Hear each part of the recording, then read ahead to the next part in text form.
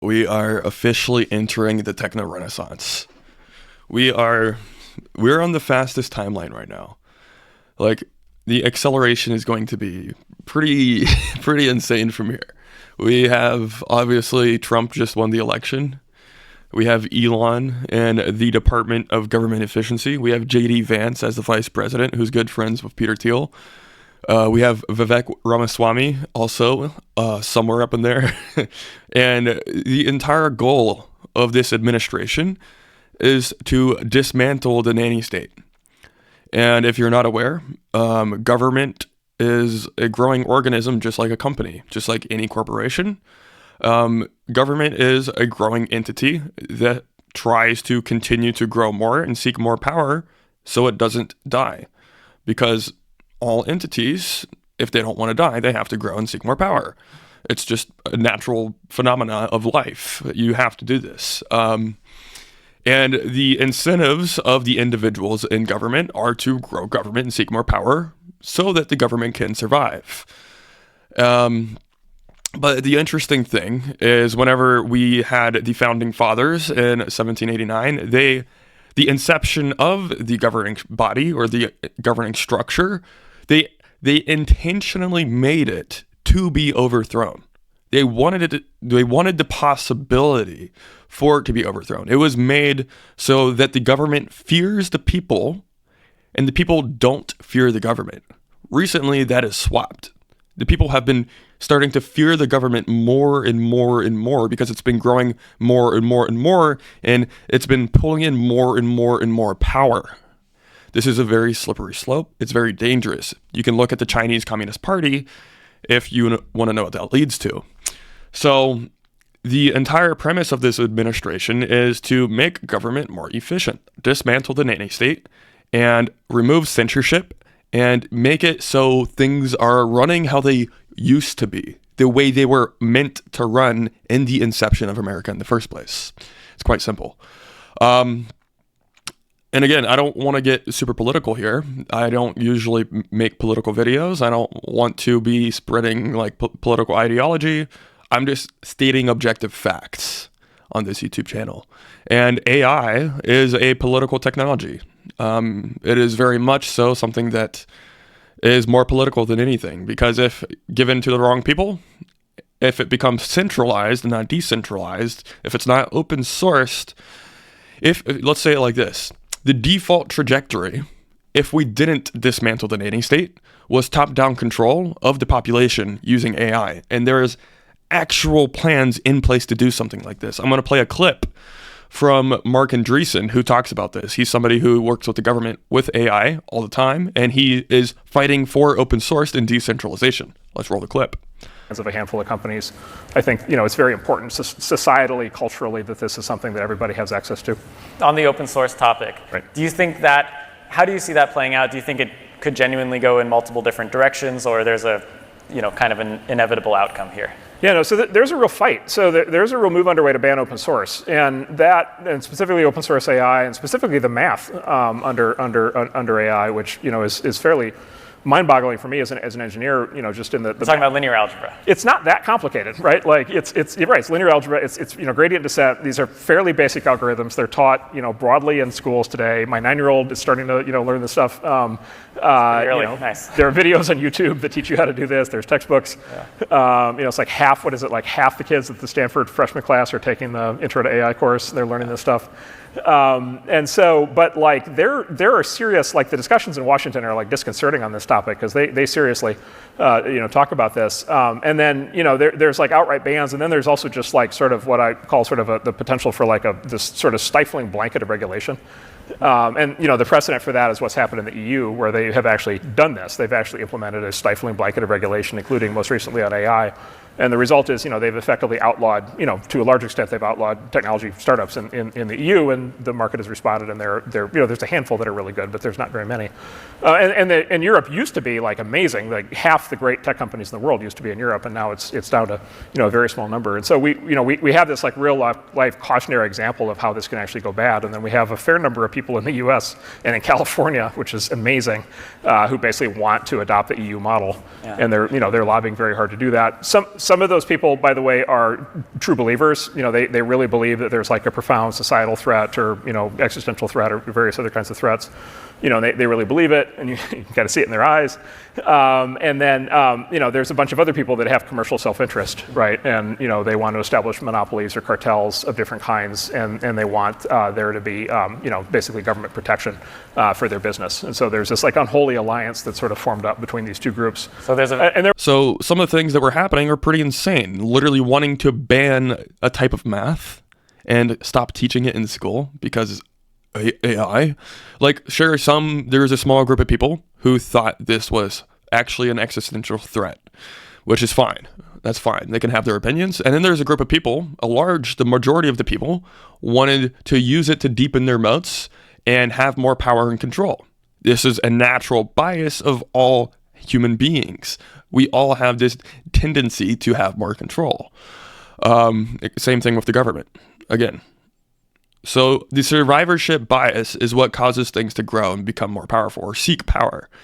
And the structure that we have built in 1789 with the founding fathers, the structure and incentive or the mechanism of overthrowing the government to readjust back to what it was supposed to be, that is now being used.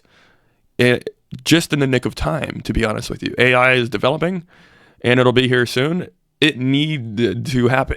It needed to happen very badly. We needed to do this big reset, really, really bad. Even people in like Europe, the European news sources came out and they said, yeah, we've had Russia invading our land, but we haven't been allowed to talk about it because of the U.S. administration. Now that Trump's in office, we're allowed to talk about it, and we're allowed to now fight back against what is happening. They're being invaded, and they weren't allowed to talk about it. Welcome to the administration that we had before. So, again, the concept comes back to the fundamentals, removing censorship, basically restoring free speech. Super fundamental, super simple, decentralizing the information propagation, because currently all of the information is filtered. There is a top-down control on information propagation with the government through companies like Google, Meta, and Microsoft. That's very dangerous. It's like trying to you're steering your civilization by looking through a straw. Imagine you're driving and you're looking through a straw, and that's how you're navigating the road. That's how we've been navigating civilization or lasting as a species, because the information has been filtered. There is no variance in the information. It's all filtered through one centralized group of people. You can use an analogy here of flipping a coin. Let's say you flip a coin 8 times, and 75% of the times it lands on heads. To an outside observer who doesn't know that the coin is two-sided, they would say, oh, it's probably going to average out 75% of the time, it's going to be this thing. That would be the assumption to an outside observer that doesn't know that the coin is two-sided. But if we have 8 billion flips of that coin, it becomes quite obvious that it's 50-50, right? 8 flips, it could be 75%. 8 billion, it's quite obvious it's 50-50.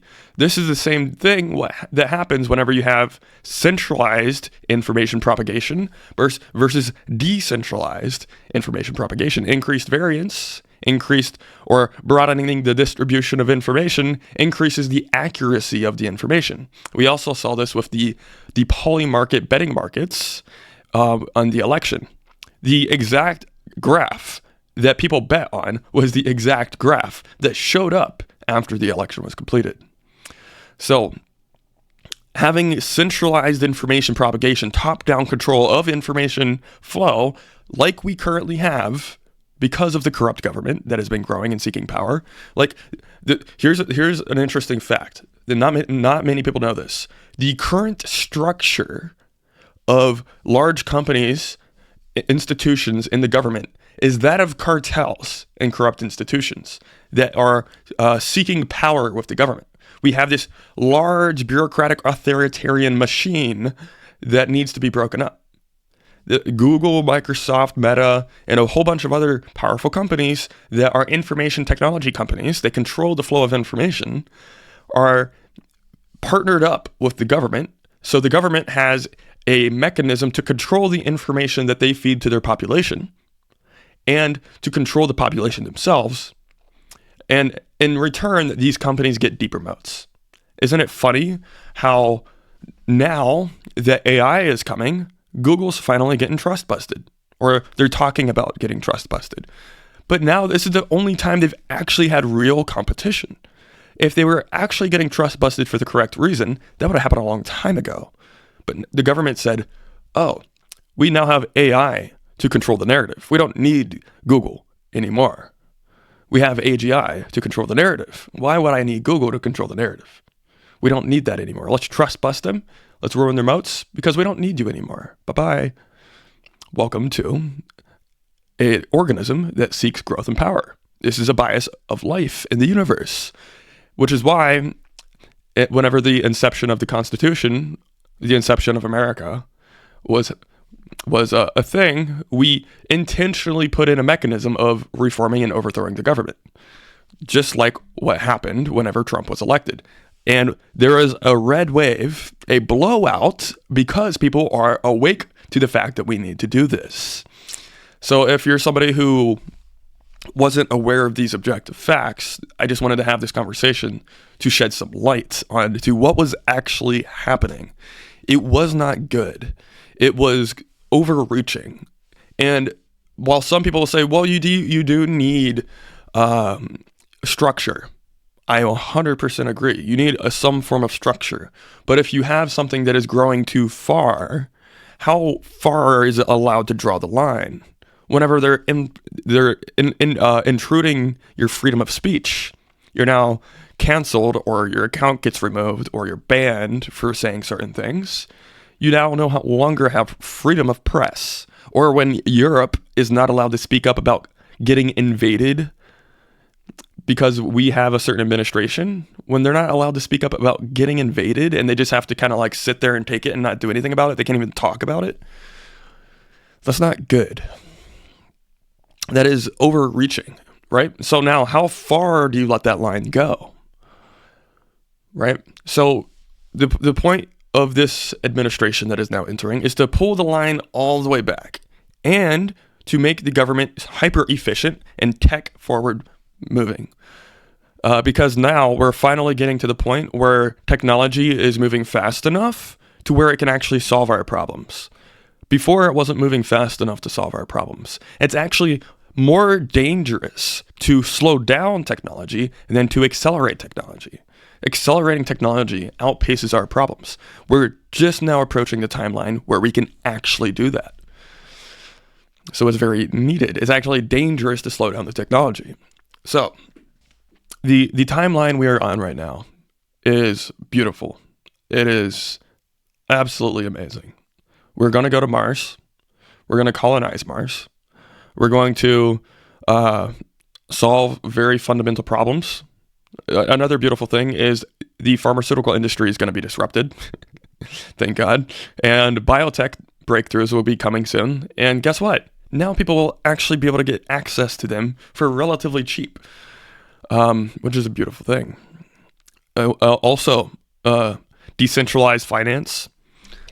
Also, people like Vivek and JD are a big into blockchain technology and cryptocurrency and Web3. So you best believe we're going to be making some strides there.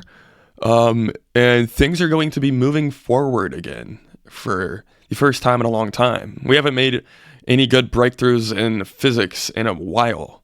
And I think that'll start to happen again.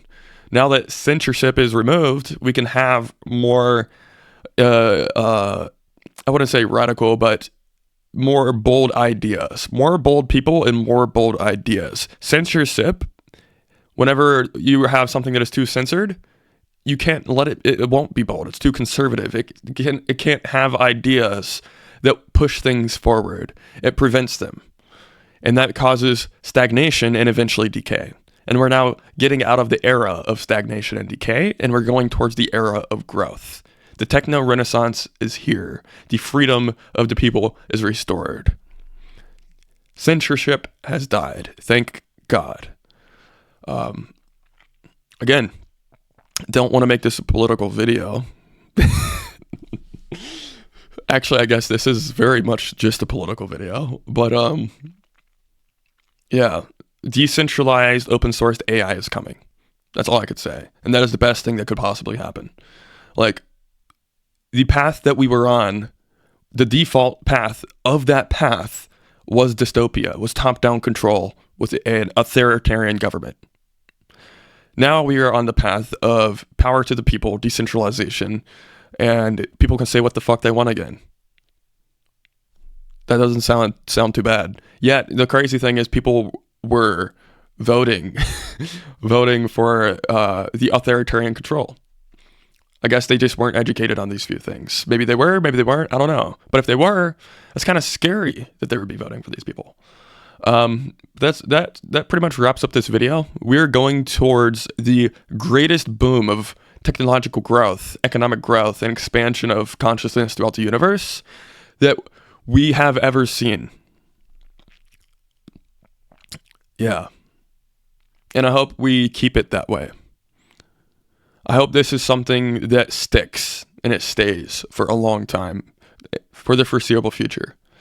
Because this is something that is only a positive thing for variance, for growth in the universe, for making life last, for becoming multiplanetary, for expanding the scope and scale of consciousness throughout the universe.